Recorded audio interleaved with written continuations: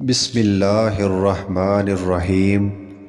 السلام علیکم ناظرین، میرا نام ہے اطہر ریاض اور آپ دیکھ رہے ہیں اطہر وائس یوٹیوب چینل۔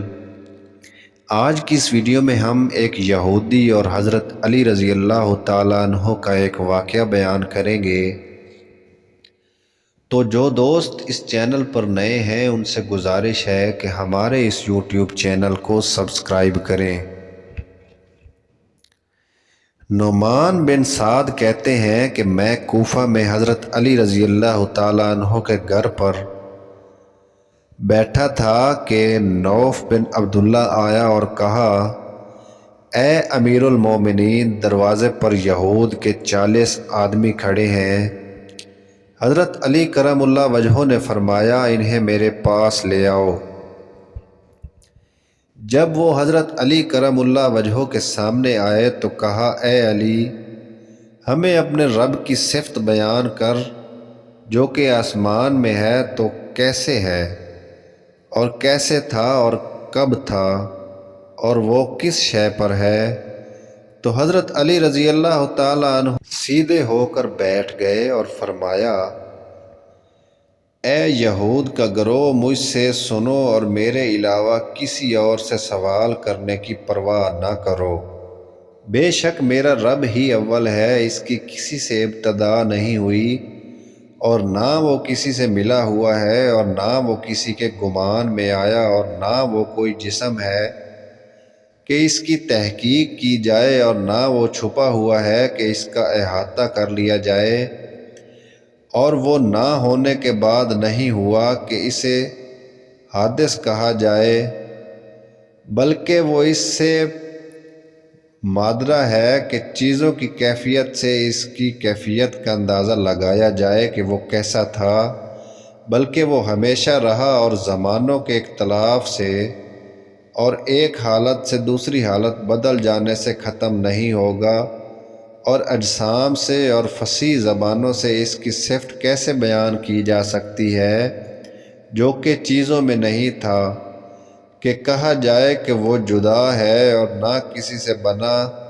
کہ کہا جائے وہ ہونے والا ہے، بلکہ وہ بغیر کیفیت ہے اور وہ شاہ رگ سے زیادہ قریب ہے اور تشبیہ دینے میں ہر بعید سے زیادہ وہ بعید ہے۔ اس پر بندوں میں سے کوئی ایک لمحہ مخفی نہیں ہو سکتا اور نہ تیز لفظ چھپ سکتا ہے اور نہ ریت کا ذرہ اور نہ کوئی قدم مکمل اندھیری رات میں اور نہ رات کے شروع میں چھپ سکتا ہے۔ اس کو روشن چاند نہیں چھپا سکتا اور روشنی والے سورج کا پھیلاؤ اپنی تیز کرنوں کی روشنی سے اسے چھپا سکتا ہے۔ نہ آنے والی رات کا آنا چھپا سکتا ہے، نہ جانے والے دن کا جانا۔ وہی اپنی کائنات میں سے جس کا ارادہ کرتا ہے اس کا احاطہ کر لیتا ہے، پس وہی ہر جگہ اور ہر وقت جاننے والا ہے اور ہر انتہا وحد کو جاننے والا ہے۔ حد تو مخلوق کے لیے متعین ہے اور انتہا غیر اللہ کی طرف منسوب ہے۔ اس نے چیزوں کو کسی پہلے اصول سے نہیں بنایا اور پہلے پیدا شدہ اشیاء سے بنایا، بلکہ اسی پیدا کیا جو کیا، پس اس نے اپنی مخلوق کو قائم کر دیا اور صورت دی جو دی، اور اس کی صورت کو عمدہ بنایا۔ وہ اپنی بلندی میں منفرد ہے، کوئی چیز اس کے لیے رکاوٹ نہیں ہے اور نہ ہی اپنی مخلوق کی اطاعت سے اس کا کوئی نفع ہے۔ پکارنے والوں کے لیے اس کی قبولیت تیز تر ہے اور آسمانوں و زمین میں فرشتے اس کی فرما بردار ہیں۔ مٹی ہو جانے والے مردوں سے متعلق اس کا علم ایسے ہے جیسے زندوں سے متعلق، اور بلند آسمانوں کے متعلق اس کا علم ایسے ہے جیسے نچلی زمین کے متعلق اس کا علم ہے، اور اس کا علم ہر شے سے متعلق۔ آوازیں اسے پریشان نہیں کرتی اور مختلف زبانیں اسے مشغول نہیں کرتی۔ وہ مختلف آوازوں کو بغیر اعضاء کے سننے والا ہے۔ وہ مدبر ہے، بصیر ہے، تمام امور کا جاننے والا ہے۔ زندہ ہے، سب کو قائم رکھنے والا ہے، وہ پاکیزہ ہے۔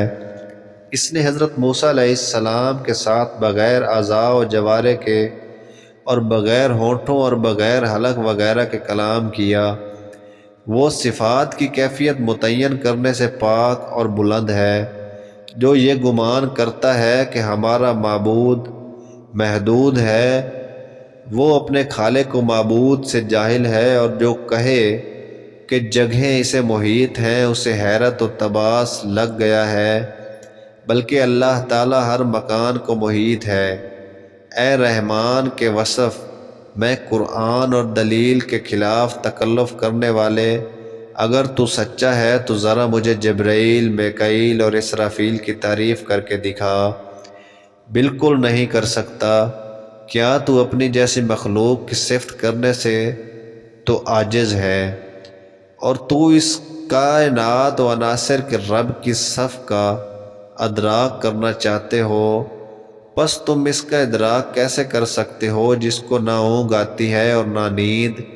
اس کا ہی ہے جو کچھ زمینوں میں ہے اور جو کچھ آسمانوں میں ہے اور جو ان کے درمیان ہے، اور وہی عرش عظیم کا رب ہے۔ یہ حدیث نعمان کے طریق سے غریب ہے، اور اسی طرح اسحاق نے بھی آپ سے مرسلہ روایت کی ہے۔